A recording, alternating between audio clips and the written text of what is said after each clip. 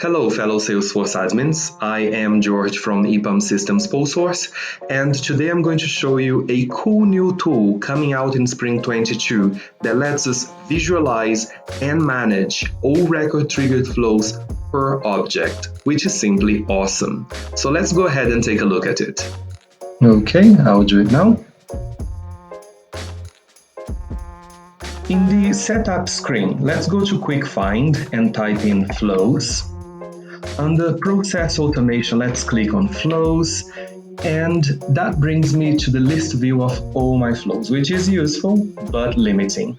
What I want is to visualize the multiple flows running on the same object and firing when I create, edit, or delete a record, and I want to see it in a way that makes more sense. Well, behold the Flow Trigger Explorer. This button is a new tool that makes flows more visual and interactive than the list view we are on. So let's click on it and see what it is all about.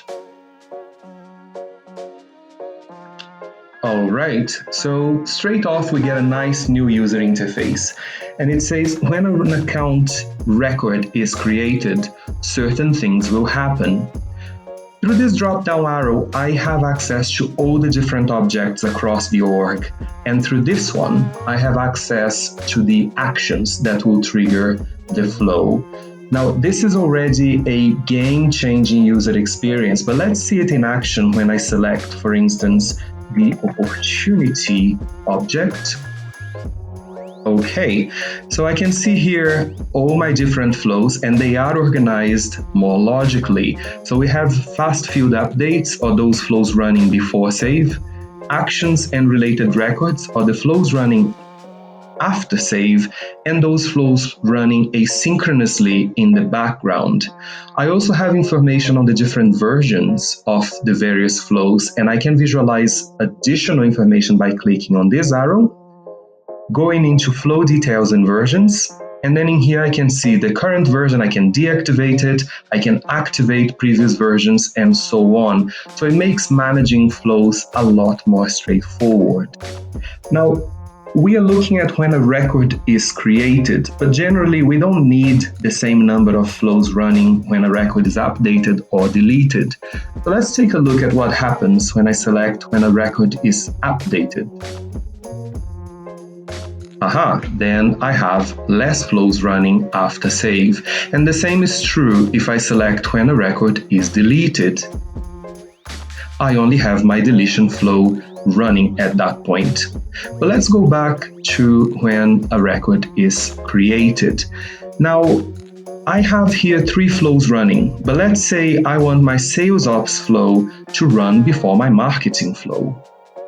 I can now do that, and I can just click on this arrow, I can go into the flow,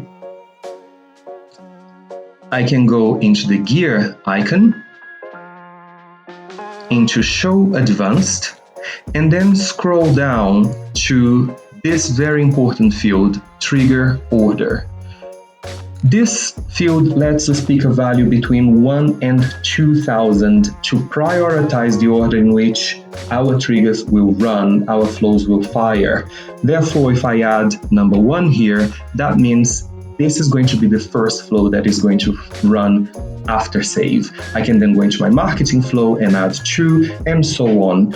And I can have up to 2000 trigger orders per object. And again, this can run on the before save flows and on the after save flows. So let's click done. Let's save this new version, and let's go back to when an opportunity record is created. Now, what we're seeing here is that the different flows are currently organized alphabetically, not by the order in which they run. I believe that eventually Salesforce is going to be addressing this in further releases, but as it stands, this is how the flows have been organized.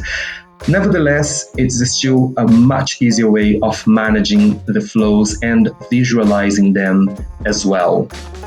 I hope you enjoyed this video.